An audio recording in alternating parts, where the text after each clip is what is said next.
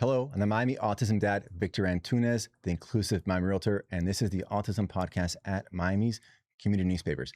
Today, I am with Heidi Johnson, ADA Coordinator for Miami-Dade County. Heidi, welcome to the show. Thank you. Now, we're lucky to get you on the show because you are retiring soon. That's true. Yes. Now, you're pretty young, so retiring is pretty relative. I mean, I'm sure going to be like maybe you're segueing to something else. Well, probably not a day job sort of thing, but I'd like to really more get into volunteer work and various things like that. And you're from Cincinnati. Cleveland. Cleveland. Okay, girl. Cleveland. Yeah. But you've been here 25 years. Correct. Yes. So almost a local. That's true. Yes. And what brought you down to Miami? Oh my goodness. At that time, I had never, back in early 97, had never been to this part of Florida.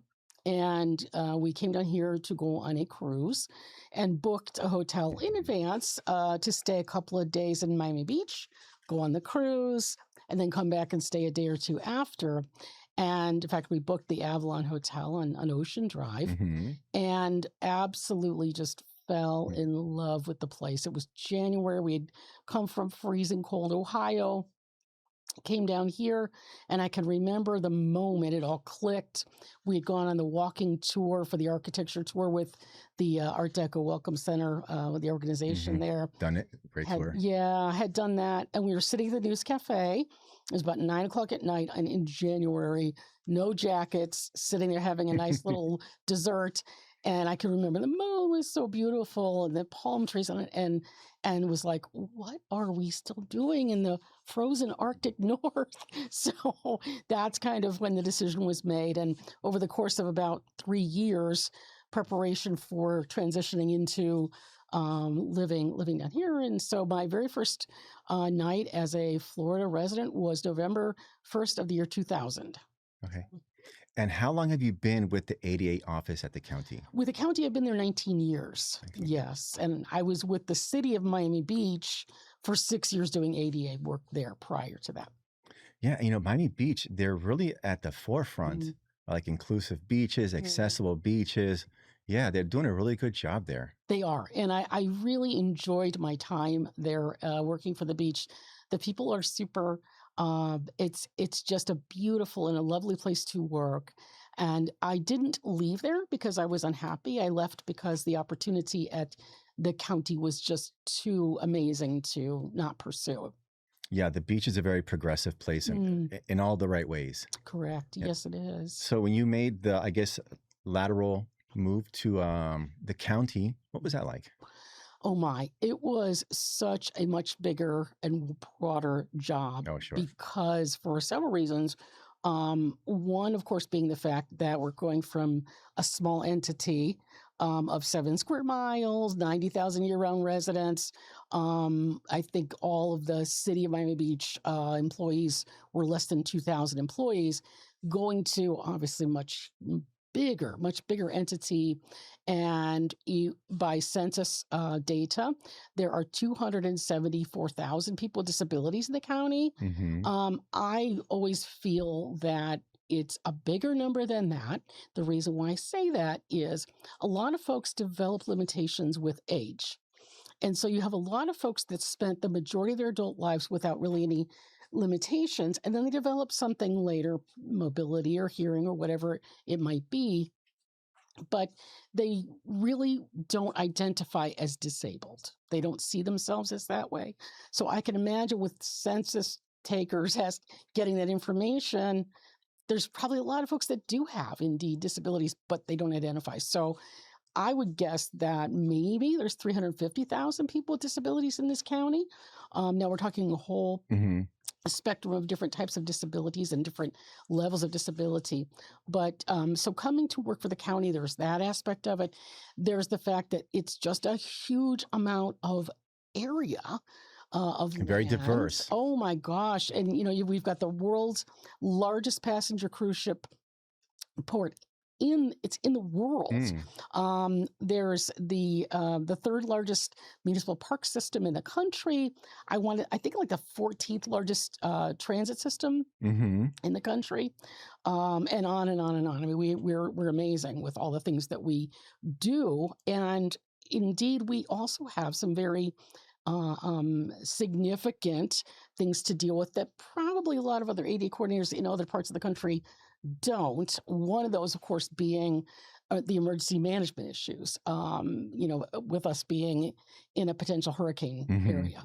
So there's that aspect of it. Also, a lot of Um, flooding, even if there's not a there you hurricane. go. Exactly. Absolutely. Absolutely. So there's that aspect of it.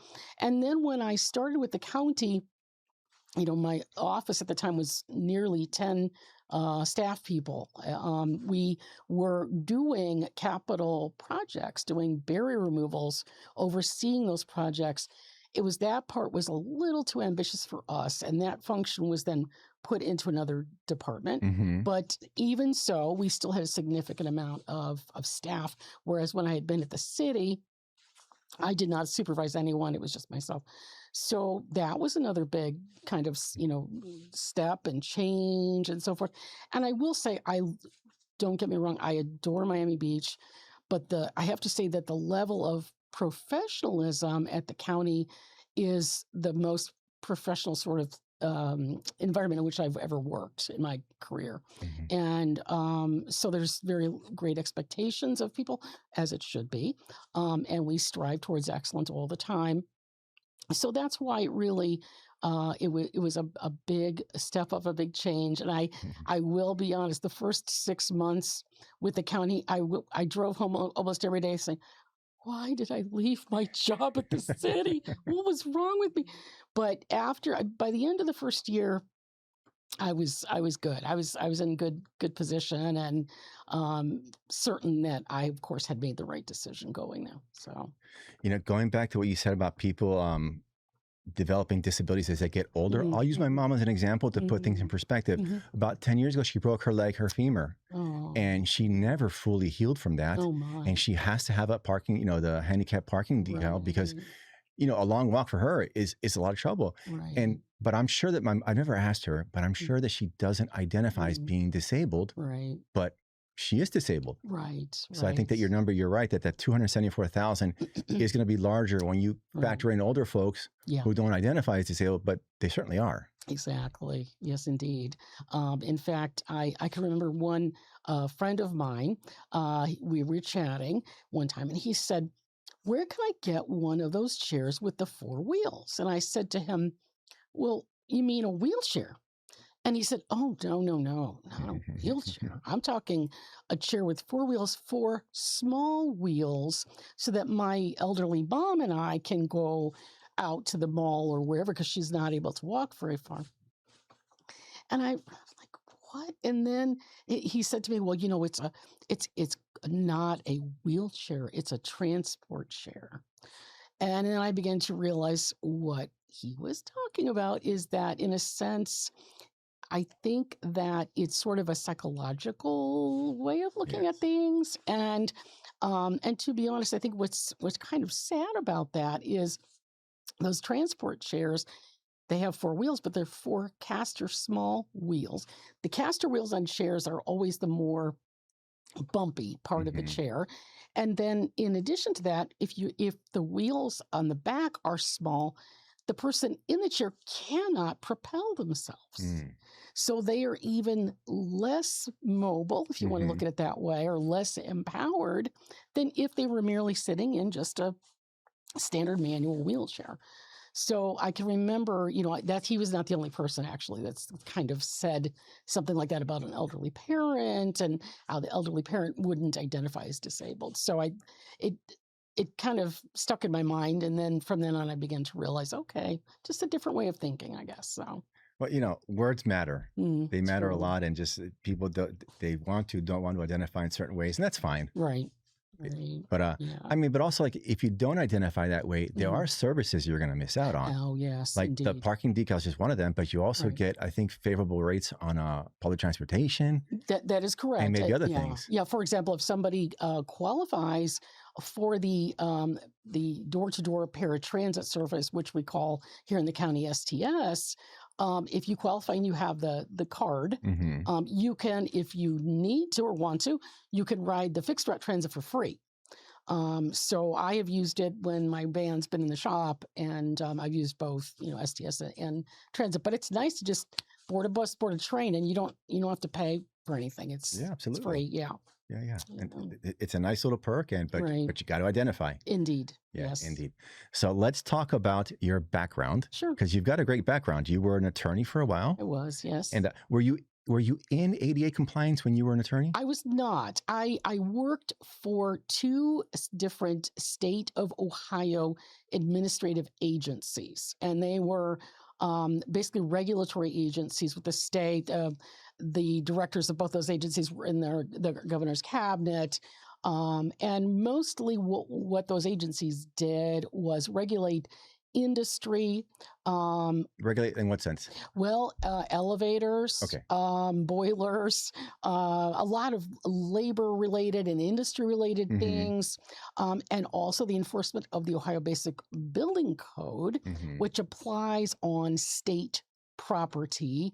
Not now, if you're a local municipality and you have your own code there, but as far as state property, so there was that aspect of it. We also, when I went to the second agency, regulated, or they still do, regulate a lot of professions in the state of Ohio. So if you sell stocks, if you're a real estate agent, if you're a mortgage broker, you have to, of course, get a license, and you have to have certain qualifications to sit for the exam to begin with. Mhm. And then, of course, there are rules of behavior. And if you are caught maybe breaking those rules, you are entitled to an administrative hearing if you choose to have that before any discipline would be considered. And so I was an administrative law judge at those hearings for that agency, not exclusively, but I did other things as well. But I did not do ADA. However, everything that I learned in terms of major skills and honed those skills in Ohio, I have applied and continue to apply every single day. Yeah, sounds like a great background for what you do now. Yeah, it's regulatory compliance is a lot of what we do. Yeah. So you came to Miami. Mhm. You went to the Miami Beach, which I Correct. can't think of a better place to get you Right. started. Indeed. Yeah. Indeed. The beach is a great Yes. place, and that was the 90s. And Well, actually, I was hired in 2001, June 11, 2001. even then, Yeah. because I used to live on South Beach, Right. and it was a very different place in the sense that it wasn't so because you mentioned it was Yeah. 90,000 year-round residents. I'm sure it's a Right. lot more than that now. It very well could be, yes. Yeah, It's true. and then of Yeah. course it's year-round tourism. Oh heavens, yes. My Yeah. goodness. Yeah, in fact, our economic development people, at least when I worked there, if you counted not only overnight stays, but also day trippers, they calculated that about 15 million people pass through that 7 square mile at Barrier Island every year. Which, if you know Miami Beach, it's not that big. Right. Yeah. Yeah. Okay. Mm. So let's go back to the county, because we were talking about some things, and I want to expand on it. So Okay. if you identify as disabled and you Mhm. want to get these perks, what's the process? Well, to be honest, it's going to depend on what it is you're looking for. Well, let's say you're in a wheelchair, and Okay. So if you're looking for transportation, there's you know, STS. there's STS. That's correct. If you are looking for maybe some opportunities with cultural affair events, you can see some people may qualify for reduced price tickets or Mhm. or admissions to different things like that. Where do people Um, go to find this? It really is kind of spread out to a certain degree. I mean, each department has its own functions that they do. However, our mayor, Livia Cava, she firmly believes in what we call no wrong door. So, in other words, if you work for the county, if you get a phone call and it's from a constituent, and it's about something that really doesn't have anything to do with your department, you don't just say, nope, wrong department, Mhm. sorry. You need to have some basic knowledge, right, about some of these things, and then make a good referral. Give that person a phone number. Here, you need to contact this department. And here's, I only know a little bit about it, but here's what I know.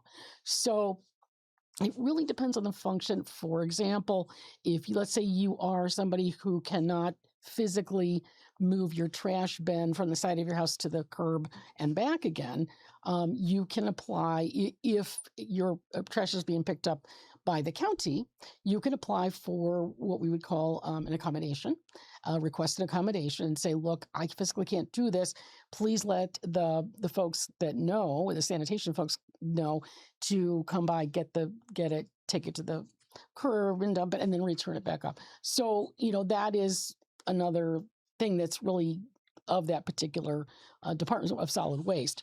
So what our office does is we try to be knowledgeable about a lot of those things throughout the county. Now, the county does have a system where each department has 4 different ADA coordinators. And those are not full-time positions. The people that have other functions, but they're given ADA functions too. So each department has somebody that does programs and services, somebody that does HR, human resources related things, somebody that does built environment, so facilities and physical structures, and also someone that does digital compliance. So somebody, a person from the public has maybe difficulty with a website, a page, or something like that. The digital compliance person would be that contact. We have that information up on the county website that anybody can find, but I get it. People don't necessarily even know that's up there. So we try to be the clearinghouse almost, if you would say, of that, the whole kind of AD function of the county. Let's use the trash as an example. Sure. Because I did not know about that. It makes perfect sense. Right. So a problem that I found with the disability community in Dade County is that there's so much that when you want to find exactly what you want, it's like a needle in a haystack. So it's a good problem to have. Yeah. But it's difficult to just get through all these websites because, you might Google something and what you're looking for might be on the second page, which nobody ever gets to. Right. And let's say you do get to the right website, it might be at page 5 of the website, which you won't get to either. Right. So, and I've always I've had a lot of conversations around this, how do we fix that? That's a really, really good question. I mean, and we can discuss, I know we're going to discuss a little bit later about our Disability Resource Fair. I don't know if you want to get into that at this moment. Well, we can talk about it right now. So Okay, August sure. 29th is the Disability Resource Fair. Right. So here's the thing is that as we've just discussed, not only Miami-Dade County government resources, but resources of so many CBOs, nonprofits, other government agencies out there, and people with disabilities don't even know where to start. Or if you're a family member of somebody with a disability, you don't know where to start. So our resource fair is trying to pull together representatives of many of those organizations in one physical location for one day. And it's going to be Saturday, August 29 from 10 a.m. to 3 p.m. It's going to be at the Fuchs Pavilion at the resource fair, or excuse me, at the fairgrounds, Dade County Fairgrounds. And it's going to be, when you go in, you're going to see, oh my gosh, several hundred representatives of different agencies. So pretty much all county departments are going to be represented, but there's going to be much more than that. There's going to be many other state. Also, you'll have that's correct. You'll have APD there. Sure. Able accounts will be there. Right. Or STS will be there. FAST, the assistive technology program, which we are always referring people to that. It's very, very frequently.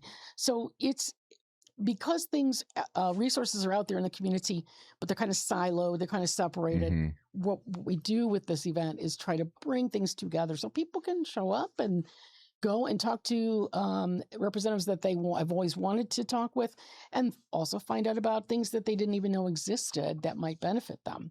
Yes, and going back to the no closed door, is that right? No wrong door. No wrong door. No wrong door. Right. I gotta say, it's about Dade County. Starting from Mayor Cava down, is that the county does a very serious effort. It's not window dressing. Right. Absolutely. They're doing a great job. Yeah, it really is important. And ADA compliance is very important. And it's not just about complying, although we must do that, of course, but it's also about, getting those services and so forth to the constituents that need them. So my feeling is if we are compliant with the law, then we are going to be bringing good and useful services to everyone, and vice versa. If we're providing good things for people, that's going to put us in compliance. But we try to do more than just the bare bones basic requirements. We try to aspire to more than that in a lot of ways. Well, the ADA just turned 36 a couple of weeks ago. Right. And You weren't here at that time. So you started at the county when it was 17 years ago? 2007, I started. Yeah. And I'm sure you've seen some major changes. Yes, I have. Even in the time since I've moved to South Florida in 2000. Yeah, for sure. A lot. I mean, my goodness, when I was at Miami Beach from '01 to '07, the amount of development was just mind blowing. Oh, yes. Not only the private development, but the fact that the city had issued a geobond in '99 and then used that to fund a whole lot of reno to city facilities and even new construction to city facilities. And I saw all of that, and it was so amazing. And then, as I said, the private development of the condos and everything going up. So while I was there was before there was an economic downturn, and things were just going gangbusters at the city. Yeah, unfortunately, that economic downturn didn't last long. Yeah. It's true. I mean, but about the time that I started with the county, things were a little bit, difficult for a while, but financially, however. But yeah, it is amazing how you're right. This whole area of the country has changed. People just keep coming here. And I know we hear these comments about, oh gosh, with the cost of living and all these things that people are leaving. And that's true. But the amount of people coming here, I think, surpasses Yes, it does. the amount. Yeah. I'm in real estate. I can tell you for sure that the number leaving minus who's coming in, right, it's always a plus. Yeah. Which, is kind of a problem for the locals here getting pushed out. It's a real thing. Yeah, absolutely. Right. Traffic infrastructure and so forth too, as well. I remember I was talking to Alex Paz from the Chapman Partnership. Oh, okay. And I asked him, do you ever tell people that maybe you should leave Dade County? He's like, oh, we tell them all the time. Oh, wow. It's so expensive here. Because they help people get back on their feet. But, if you're making minimum wage in Miami, and that's not enough. Yeah, housing is certainly just incredibly, incredibly difficult for a lot of people, and understandably so with the cost. But if you want to talk a little bit about real estate, if that's sure. Cool with you, obviously your connection with the industry. One of the things I think for me, if I had to look at all the major issues that people with disability face, I think housing for me is the thing I feel most passionate about, because you can have a good job and you can have good transportation, but if you don't have a place you can live in that's accessible and safe and certainly affordable, well, you don't really have much. And what I see time and time again are people who, when maybe they buy a home when they're in their 30s, they've got it paid off in their 50s. They want to everybody wants to age in place, right? When you get to a certain age, you want to age in place. Your whole social network is around you and friends and so forth. But then perhaps maybe it's a married couple, and maybe one of them develops a disability and can no longer climb the flight of stairs up to the bedrooms and the full bathroom. Why should you have to give up and sell that simply because you can't go up a flight of stairs? And the reason I bring this up is there are a few communities in the United States that have passed what are called visitability, not visibility, but visitability. I'm familiar with the term. Yes. Yeah. And basically what it is trying to get local entities to add into their building code that any private homes, but with private money, single family homes, I should say, have at least 3 access features. One of those being at least one 0-step entrance. All the doorways on the first floor are a certain width so that a wheelchair can pass through easily. And if there's a bathroom on the first floor, an adaptable, if not accessible, at least an adaptable bathroom for later, some later event. Because what people can do, at least if you've got a wet well, even if it's a powder room, you might be able to expand it into a full bath with a master suite on the first floor. So I think that people sometimes they want to see disability as that's kind of a thing over here, or it doesn't really happen to very many people, and I'm going to be healthy my entire life. And but people seem to forget that mobility doesn't improve with age. Very rarely does it. If you're lucky, the best you can do is hold on to what you've got. But most people lose a bit of mobility, and so that has always been something that's bothered me, because there's no national or no federal law that requires really any significant disability access to single family homes that are built with private monies. But the stat I last saw was 67% of all housing units in the U.S. are single family homes. So you've got this huge amount of housing units out there. And things are, I can understand older homes were built a certain way, but we're continuing to build homes, or people are sort of ignoring things that could be adapted, only to find themselves in a crisis situation later on. Well, let's bring it to Dade County. Sure. So visitability with single family homes, this is for new construction, right? It would be for new construction, But yes. there's, in Dade County, as far as single family homes, I lived through it. When I was a kid, it was just growing like gangbusters. Yeah. But now these big new developments of single family homes, there's not that many. Yeah. So it's not like having that big of an effect. I see what you mean. Yeah. I mean, what are your thoughts on that? Yeah. I mean, I think the other thing I would say is not only the visitability issue, building with at least those 3 basic features, as the city of Austin requires, as Pima County, Arizona requires. There's some other small counties and cities in the U.S. that do that as well. Is think about, as you age, adapting the home you're in. If you want to age in place, start before there's a crisis situation where nobody does that. I know. And it's like, so if you have somebody that has a stroke and overnight they cannot walk, and it could be a young couple that they have a baby with a child with a disability, or it could be, non-disabled people do marry disabled people too, so you get a mix of that. And yet we kind of, okay, I've got 3 steps to get in the front door, but I'm going to ignore that and pretend like that's not there.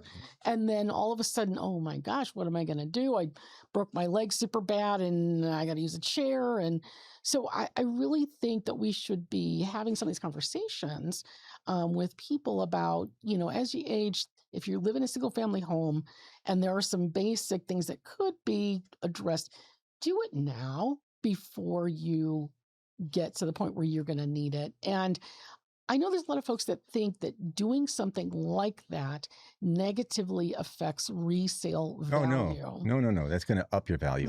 Right. For sure. But I think there's a lot of consumers that think of it that way.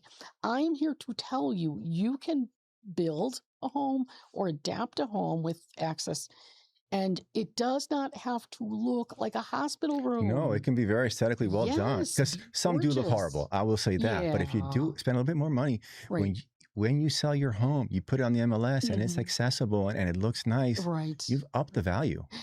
That I know for sure. I agree with you. And I've heard people even say that, well, I don't even want to install grab bars in the shower because I'm thinking, like, really? You think that's going to lower the value of your home? That's kind of silly. But I think, you can legislate and sign a law with a pen and it goes into effect. But it is really the change of culture, the change of outlook that takes time. Right. And we have to be, I feel we should be having these conversations and not pretending that, well, there's those disabled people over here, but we're over here and we don't have to think about their issues. And, because, those are never going to be our issues. Well, yeah, very well. Eventually, maybe. We all get old, and yeah. And then, of course, people don't want to leave their homes, and I get it. Yeah, of course. Well, speaking of visitability, are there any federal, state, or county dollars available for that? I don't know. It would be a more big and complicated issue, and I think it's the kind of thing that would require, you're going to know this better than me, that would require really going out there and talking with, for example, the home builders. Usually it's home builders, like, for example, Pima County, Arizona. The county was sued multiple times by local home builder associations who did not prevail. Their regulations on visitability stayed in effect.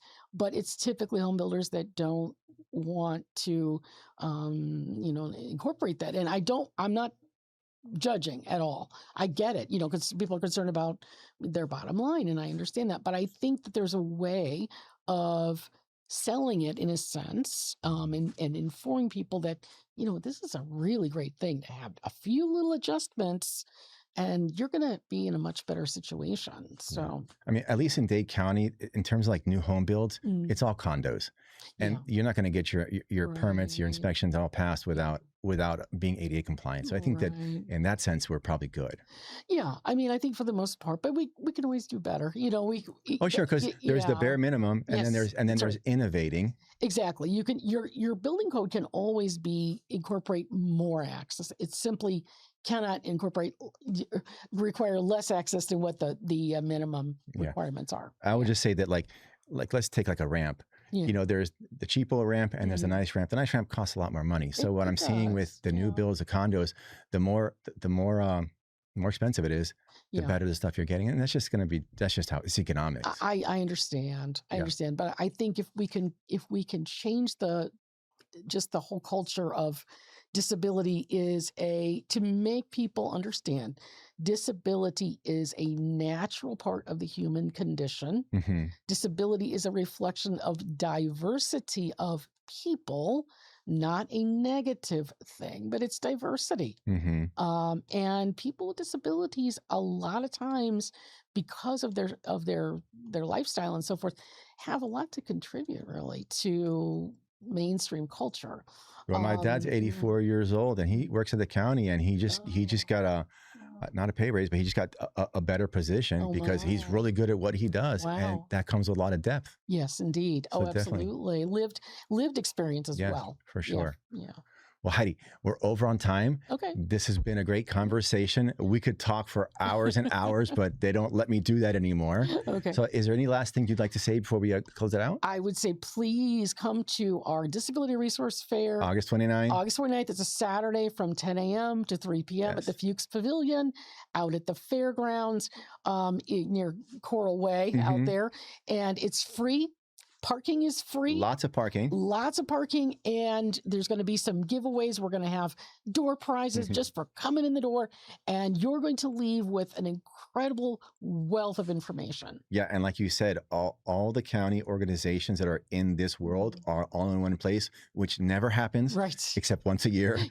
So if you want to get informed, this is the place to do it. Indeed. Yes. Well, Heidi, thank you so much for joining me. It's been a long time in the making. I'm so glad you were able to make it. Yeah, absolutely. And we'll turn to the camera. We'll sign up. So this has been the Autism Podcast with Heidi Johnson from ADA office at the county.